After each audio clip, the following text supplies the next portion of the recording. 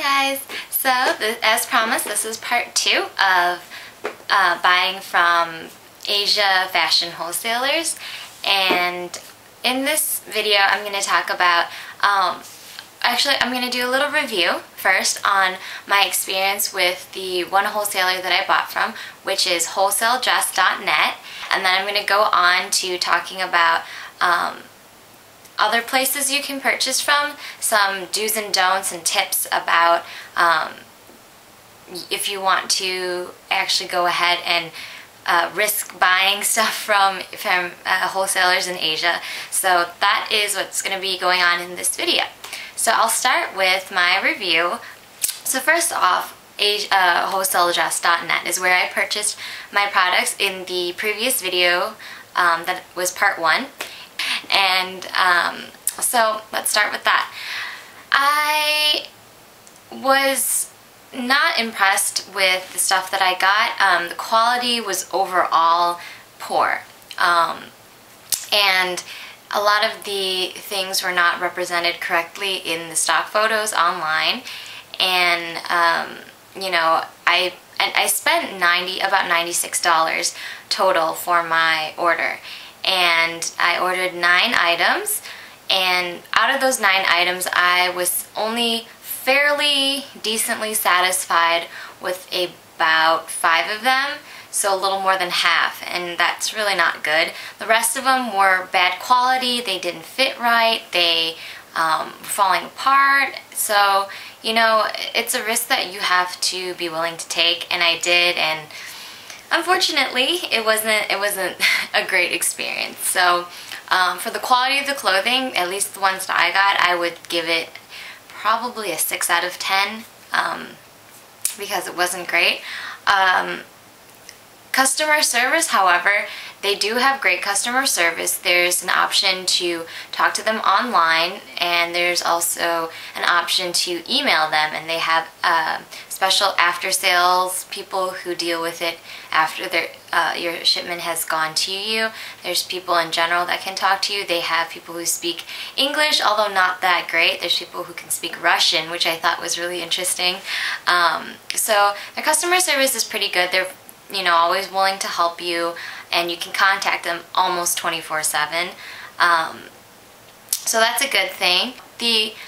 My overall experience, it was okay.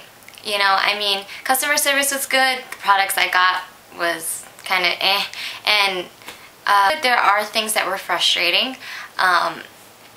Definitely things that were frustrating. They switched my shipping method from DHL to EMS, and I didn't ask them to. I don't know how they ended up doing that. And when I talked to customer service, they told me that I had requested it to be changed from DHL to EMS. Now, why would I request it to be changed when, first of all, DHL is going to ship to me faster and cheaper than EMS? So go figure, right? And then also, the other thing that was a little annoying was that I ordered, my initial 10 products that I ordered were, 2 of them were out of stock. So I did ask them to let me know if any of my products would be out of stock, and so I could replace it. So they did let me know that one of them was out of stock, so I asked to replace it with 2 different items. Now, they didn't tell me that a second original item was out of stock, and then one of the 2 that I asked to replace with was also out of stock. And then they did refund me my money. However, they put it as a credit to my account instead of refunding my PayPal account. And so if you want them to refund your PayPal account, you have to email the after sale and ask them to, and sometimes they don't understand you, so you have to email them twice in different ways of asking. So it's they don't try to really cheat you or anything, but it's just hard to communicate sometimes because of the language barrier. So that's pretty much my review on wholesaledress.net. I would not suggest you guys to buy from them unless you know for sure the products you want they have good reviews on, that from people who've bought from wholesalerdress.net, or jewelry and purses and bags, things like that, tend not to be too bad. The jewelry that I received looks exactly like the pictures online, so jewelry's fine. I think purses will be fine. Clothes are a little more, sketchy. Now is probably the more interesting stuff that you guys are looking to hear about, and that's all the other places and that you can buy from, and just some tips about how you can get the best bang for your buck, I guess. So where to shop.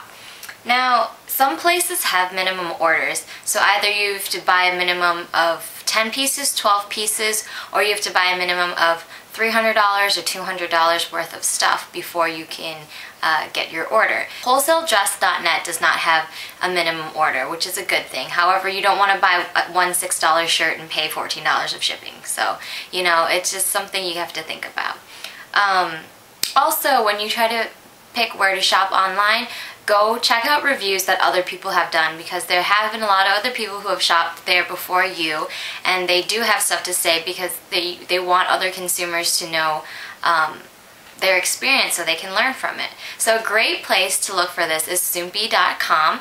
I am not paid by Soompi to talk about this. I just think they have a great resource for us. So the link will be in the sidebar on the side. All the links to all the stuff that I talk about and more information can be found there. So link to Soompi reviews on the different places will be on the sidebar. So definitely check out reviews, and then make sure you know about the minimum orders. Some things to not do when you're shopping is to rely on stock photos. Stock photos are the photos they put up that are the pretty Photoshop pictures with the really skinny girls, and they have angles that make the shirts look great. Don't rely on those, because a lot of the times wholesalers are imitating those clothing, the clothing in the pictures, because those are from well-known Asia designer labels, and then these places try to imitate those clothes, and they use maybe slightly different colors, different materials. So don't rely on stock photos when you're shopping. Don't buy anything really expensive, because it's one thing to buy a $6 shirt, it's another thing to buy a $30 shirt. And also don't forget about shipping costs, because it may end up being a lot more expensive for you to buy from them than just going to your local, JCPenney or, Macy's or something like that. Things to do though, definitely if you can, get a group of friends together to buy stuff, because that will save you on the shipping costs. You'll split that cost, and you can also reach the minimum if they have, a minimum of $300 or $200, or a minimum of, 12 pieces. Another thing you should definitely do is email the store about out-of-stock items. So after you place your order, email them, let them know that you want to know if any of your items are out of stock.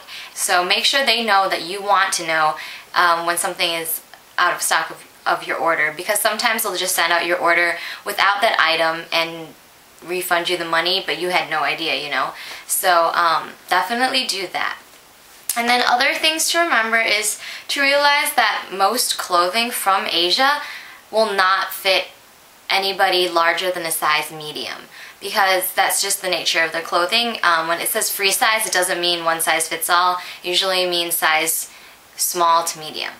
So, or even extra small to medium. So definitely, if you are a size large or larger, do not buy from wholesale websites, because you will not fit their clothes, probably 90% of the time.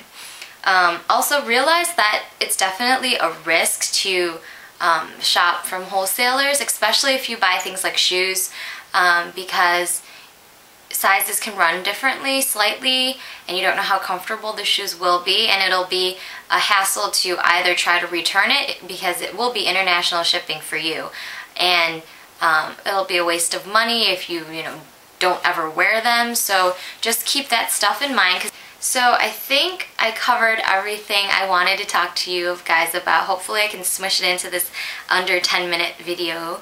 And if you have any questions, feel free to message me or leave a comment below, and I will try to get back to you guys as soon as possible with any information I have.